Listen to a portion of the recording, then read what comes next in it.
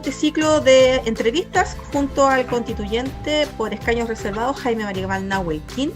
Muy buenas tardes, Jaime, y bienvenido a esta entrevista. Buenas tardes, María Eugenia. Bueno, Jaime, yo antes que comencemos propiamente tal con detalles más propios, digamos, de lo que es la campaña, me gustaría que tú nos pudieras contar un poquito de ti también para la gente que va a mirar y va a escuchar esta entrevista por las redes sociales. Bien, lo primero es señalar que soy huilliche, que soy chilote. Soy nacido y criado en nuestro archipiélago, que estudié solamente un lapso de tiempo afuera y luego he ejercido mi vida laboral, familiar en nuestro territorio. Soy de origen campesino, soy del Elbun, de la comuna de Keilen, y me he mantenido ligado a la vida del campo, el mundo rural, toda la vida también. Y de hecho, el día de hoy, vivo en el sector rural de Nalhuitá, en la comuna de Chonchi, o sea, siempre ligado más bien a eso, al mundo en contacto con la madre tierra y aprendiendo de nuestra gente auténtica, que principalmente se encuentran muchos valores que son de la generación antiguas en el mundo rural. Eso puedo decir. Oye, ¿cómo surge la posibilidad de ser candidato a la constitución que se va para ser parte de los ciudadanos y ciudadanas que van a ser parte de los que van a escribir la nueva Carta Magna? Está en la misma línea de lo que señalaba. Debido a mi contacto que sigo teniendo con el lugar de donde nací, es en la comuna de Keilen donde surge el planteamiento de comunidades, de dirigentes, y ellos me proponen esta idea de que pudiera representar a nuestro pueblo, y el año pasado, el año 2020, y desde allí empezamos a elaborar una plataforma para las ideas y tener esto apoyo, y eso se ha ido dando en la medida que ha ido avanzando el periodo que se acerca cada día más al 11 de abril. Y es así como se obtuvo el apoyo de comunidades, especialmente de la comuna donde vivo, que fueron las que patrocinaron la inscripción de la candidatura. O sea, hubo comunidades de la comuna donde vivo, que es Chonchi, y la comunidad de donde nací, que es Keilen, y de inmediato se sumaron también comunidades de la comuna de Quellón, que es la comuna donde también he vivido y he trabajado por harto tiempo, y que tiene un significado muy importante también en mi vida. Oye, mira, Eso a mí me es. gustaría consultarte principalmente por tu calidad de abogado y también que conoces el tema, si nos pudieras hacer didácticamente explicar también, porque yo creo que muchas personas aún se confunden de que hay una votación, se puede votar tanto por los constituyentes que están desde los distritos, pero también, y quienes también pueden votar por los constituyentes, que es tu caso, de los escaños reservados. Y te agradezco la pregunta, María Eugenia, porque es un tema que lo hemos tocado en conversaciones con dirigentes, con autoridades de nuestro pueblo y con hermanos, hermanas que quieren votar por nosotros. A ver, explicar lo primero que, como ya todos sabemos, cuando se aprobó la reforma de la Constitución, que permitió la existencia de los escaños reservados, junto con ellos se aprobó que la forma de votar por los candidatos por escaños reservados sería a través de un padrón especial, es decir, aparte del padrón que ha existido siempre, se agregó un nuevo padrón que se le llama el Padrón Especial Indígena, donde aparecen todas las personas que tienen calidad indígena, y ya sea porque en algún momento de sus vidas esto realizaron algún trámite que tiene que ver con su ascendencia indígena, o bien porque hasta el día 25 de febrero se autoidentificaron como tales. Entonces, de esta forma, hoy día ya tenemos el Padrón Especial Indígena definitivo, y que digo de inmediato que es el único documento al cual debemos atender para votar el día 11 de abril, si es que así lo decidimos, por un candidato de los pueblos originarios. No tenemos que llevar ningún certificado, como he escuchado eso, no es así.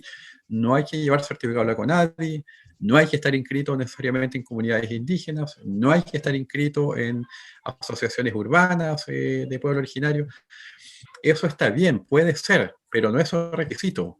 Vuelvo a decir, el único requisito es estar inscrito, aparecer registrado en el padrón especial indígena, que valga decir que para la comuna de Quillón, el electorado que está en el padrón especial indígena asciende a 9.778 electores.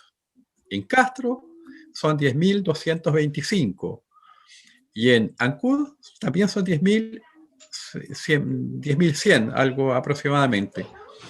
Por lo tanto, de inmediato tenemos una idea que ya en las tres ciudades principales de Chiloé tenemos un universo electoral de 30.000 personas que pueden votar, y a eso le sumamos las otras 7 comunas pequeñas. Por lo tanto, estamos hablando de un universo electoral indígena superior a los 40.000 electores en la isla de Chiloé.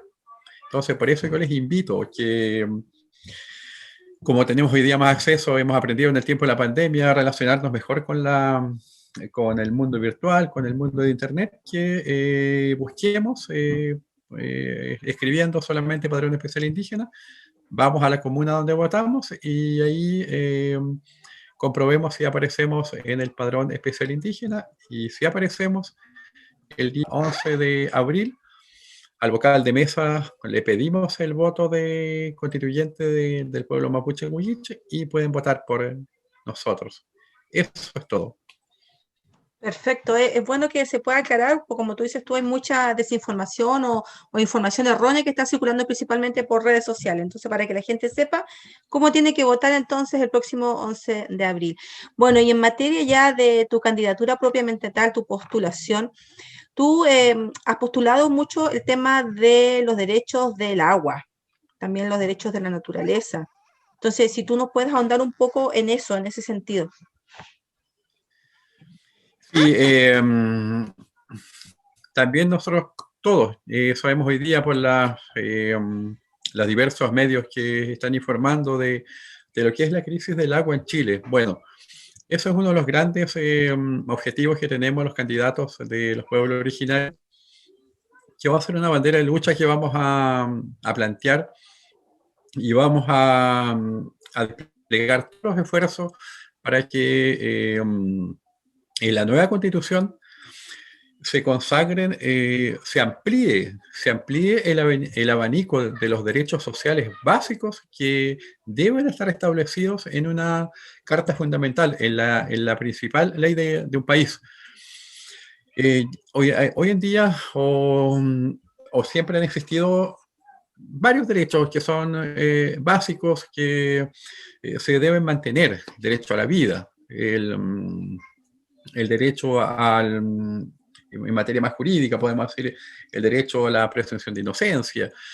Bueno, son derechos que podríamos decir universales, que son de la cultura occidental, de las sociedades democráticas, pero hoy en día la sociedad ha avanzado y es necesario establecer otros derechos. Entonces, entre esos derechos está el derecho a la vivienda, que también hay coincidencia mayoritaria en la mayoría de los candidatos constituyentes, que vamos a luchar también para que ese derecho se establezca. El derecho a la salud, a la educación. Pero estamos hablando de los nuevos derechos que es necesario también agregar, y entre ellos está el derecho al agua. Entonces podemos decir, pero ¿por qué al agua? Si vivimos en un país que es más bien un país que está ubicado en una zona mediterránea, donde tenemos agua, tenemos los lagos, tenemos los glaciares. Pues bien, el tema es que está frente a nuestros ojos la crisis derivada del cambio climático y de la mala regulación que existe en nuestro país. Entonces, es necesario desde la mirada de la construcción de la nueva Carta Magna que este derecho se regule de manera adecuada. ¿Y por qué decimos de manera adecuada? Porque solamente, debo decir que solamente en Chile existe una figura que se llama el derecho de aprovechamiento de agua, que es la herramienta legal que ha permitido el acaparamiento del agua en un sector minoritario del empresariado, porque no son las comunidades las que han acaparado agua, no es un pueblo, no es una comuna, no, es un sector de un empresariado bien definido que ha usurpado el agua, que ha acaparado el agua, que ha robado el agua, que ha contaminado el agua. Entonces, eso se permite porque el agua en Chile es un bien mercantil que se puede comerciar, puede ser objeto de negocios, como lo puede ser los artículos de una ferretería, de una tienda de retail, lo mismo, es exactamente lo mismo. Y todos estamos de acuerdo que no puede ser tratado de la misma forma que los productos que venden las cadenas de retail, absolutamente no. Entonces, esto pasa por modificar el elemento legal que establece el derecho de agua, cuál es el derecho de aprovechamiento de agua, que es el Código de Aguas.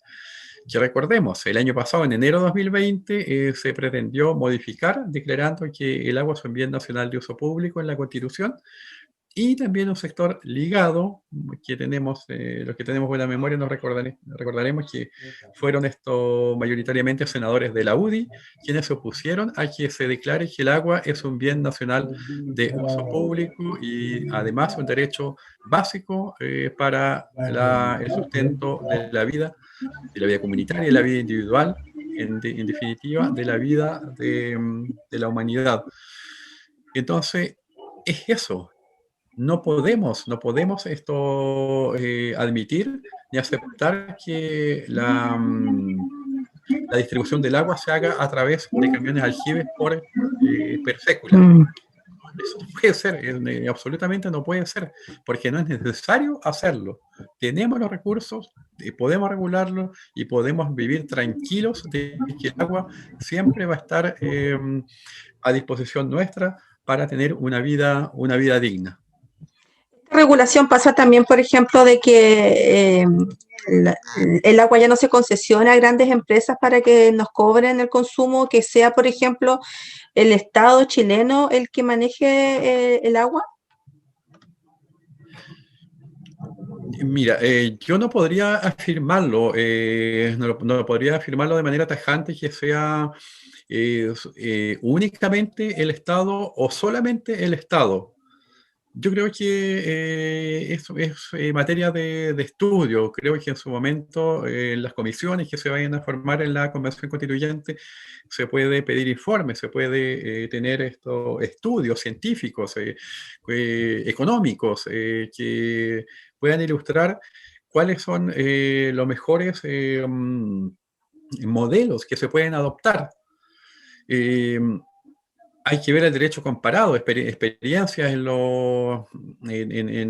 países que quizás han pasado por situaciones similares. Pero sí creo que lo primero es, y por sobre todo, es que tiene que estar, sí, en la Constitución establecido que el agua es un derecho fundamental, que el Estado garantiza el acceso al agua para una vida digna. A propósito, menciono que hace algunas semanas la Corte Suprema dictó un fallo que es importantísimo, donde dice que son 155 litros aproximadamente diarios que se requiere para que una persona pueda satisfacer sus necesidades de manera digna, de manera diaria. Y este fallo obviamente se dictó teniendo a la vista estudios científicos, estudios elaborados por institutos, por universidades que han trabajado en elaborar estos cálculos. Entonces, lo primero es reconocimiento del derecho de acceso al agua en la Constitución. En segundo lugar, eh, modificación del Código de Aguas. Y tercer lugar, regulación legal en cuanto a quiénes van a ser estos los entes que van a proveer de esa agua para la vida, no solamente de las grandes empresas que hoy en día esto, consumen y utilizan más del 80% del agua que tenemos en el país, siendo el uso humano inferior al 10%. Entonces, eso es debería ser así en la forma en que se asume el tema de la regulación del agua y el aseguramiento del agua para la vida digna. Bueno, otro de los temas que tú tocas es la necesidad que el Estado chileno sea plurinacional. Para las personas que a lo mejor no están muy familiarizadas con ese concepto, si nos podías explicar qué significaría ello en la práctica. Sí, ese es un tema que tiene que ver directamente con las demandas que queremos plantear los pueblos originarios en la redacción de la nueva Constitución. La declaración de un Estado plurinacional es la consecuencia del reconocimiento constitucional de la existencia de los pueblos originarios en el Estado chileno. Primero, entonces, es reconocimiento constitucional de que Chile está formado por distintas naciones preexistentes que conviven al interior del territorio del Estado. Entonces, a fin de que esta declaración no solamente se quede en eso, en una declaración, en un artículo, debe establecerse una forma jurídica de organización del poder político. La plurinacional tiene que ver con la ejecución o cómo se desarrolla, se organiza y se regula la distribución del poder dentro de un Estado. Decimos plurinacional, muchas naciones, diversos países, diversos pueblos. Entonces, significa que en un Estado plurinacional, el poder que siempre, por los 200 años de historia republicana que tiene el Estado chileno, ese poder que siempre ha sido ejercido desde un ente monopólico, desde el cual se expande el poder, cuál es esto, los poderes, el poder ejecutivo, el poder legislativo, el poder judicial, sea compartido, ese poder sea compartido con los otros pueblos que se van a reconocer que existen en el interior del Estado chileno. Y de esta forma, para hacer con ejemplos concretos, ¿qué significa esto de compartir el poder? Entre otras cosas, significa que en el Parlamento o en el Poder Legislativo deben existir cuotas de parlamentarios, si es que continúa el mismo carácter bicameral de la Cámara, o si pasamos a un Poder Legislativo unicameral. Bueno, en ese Parlamento deben existir cuotas de parlamentarios que representan a los pueblos originarios. De la misma forma, deben existir escaños reservados en la organización regional del país, es decir, lo que hoy día se llama gobierno regional, los CORE. ¿Ya? Bueno, deben haber cupos reservados en el Consejo Regional, en el gobierno regional, deben haber cores de los pueblos originarios, cores aymara, cores mapuche, cores huilliche, cores cahuáscar. De la misma forma, deben existir a nivel local. Deben existir también escaños reservados en el Consejo Municipal. En una municipalidad como Quellón debe existir una cantidad de concejales que son representantes de las comunidades huilliches de la comuna. Bueno, Jaime, ya estamos llegando al final de la entrevista del día de hoy. Agradecerte la posibilidad de poder conversar contigo. Yo creo que hay muchos temas también que tenemos que quedan en el tintero y que hay que seguir ahondando, pero antes de despedirnos, sería bueno también que nos cuentes en qué va la campaña, dónde la gente te puede encontrar, tus redes sociales y eso. Sí, bueno, cada vez queda menos tiempo para que podamos informarnos. Yo les invito a seguir mis redes sociales, Twitter, Instagram y Facebook, que en todas ellas me encuentran con mi nombre de inmediato. No existe muchos Jaimes Marimán, por lo tanto lo más probable es que el único Jaime Marimán que le va a aparecer voy a ser yo. La única diferencia es que en la plataforma Facebook se agrega al final la palabra constituyente. Y los llamo a informarse, a evaluar y reflexionar sobre esta oportunidad que es histórica. Por primera vez los pueblos originarios como tales, porque antiguamente se decía, bueno, pero es que ¿por qué los mapuches no se presentan a diputados? Bueno, el tema era, pero nos decían que nos presentemos a diputados, pero de acuerdo a las reglas de ellos, de acuerdo a las reglas del Estado, en las listas de los partidos políticos e institucionales.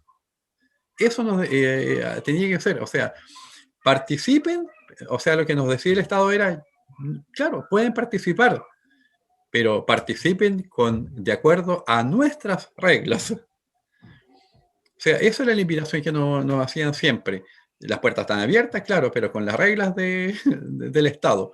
Entonces, hoy en día, Peña y Lamuén, tenemos una oportunidad histórica donde vamos por nosotros mismos. Vamos de manera autónoma. Es un principio de nuestra autonomía que queremos consagrar en la Constitución. Elijamos a la gente de nuestro pueblo. No elijamos a los que representan ideas que no son nuestras. Las ideas de los partidos políticos no son ideas nuestras. No contemplan la mirada nuestra de la vida. Entonces, nosotros, sus hermanos que van como candidatos constituyentes, van a llevar la voz nuestra, la voz forjada al calor de un caminar histórico que ha sido de esfuerzo, que ha sido de una lucha por superar la negación de nuestra existencia. Eso es, fuimos negados, jamás en una constitución aparecimos. Y no nos engañemos, hay una ley indígena actualmente, pero esa ley indígena reconoce etnias. Entonces, ese es el ejemplo que quiero dar. Preguntemos qué es una etnia. Una etnia es, los antropólogos dicen que es un grupo humano de aquellos que no han alcanzado un desarrollo cultural que le permita hacer una vida de acuerdo a ciertos cánones que le permitan satisfacer de manera completa sus necesidades. Más bien se trata de etnia, es un grupo, para hacerlo bien claro, son grupos que todavía viven aislados, que andan todavía con, llamarlo así, por allí, viviendo todavía sin mucho contacto con lo que se llama la civilización occidental. Esos son etnias. Entonces yo les pregunto a ustedes, hermanos y hermanas, Pupeña y Pulamián, ¿ustedes se consideran que son una etnia? ¿Estamos limitados? ¿Somos incapaces de poder entendernos con la civilización actual? Yo creo que no. Nos manejamos muy bien. Tenemos profesiones, ejercemos trabajos, tenemos oficios. hemos podido desarrollar todas las acciones, todas las actividades que exige el mundo de hoy. Todo. Tenemos las mismas capacidades a cualquiera. No somos una etnia. ¿No? Entonces, esa es una de las luchas. A eso vamos, hermanos, hermanas. Queremos que seamos reconocidos, queremos que nuestra mirada esté incorporada en la formación del Estado moderno. Por eso, revisemos el padrón especial indígena y si aparecemos allí, nos informamos y vayamos con confianza, con fe y esperanza a votar por los suyos, por uno de los suyos, el día 11 de abril. Perfecto, Jaime, muy agradecida por esta entrevista. Nos volvemos a encontrar en una próxima oportunidad y obviamente ahí para que podamos conversar otros temas respecto a tu campaña. Muy buenas tardes. Buenas tardes, María Eugenia.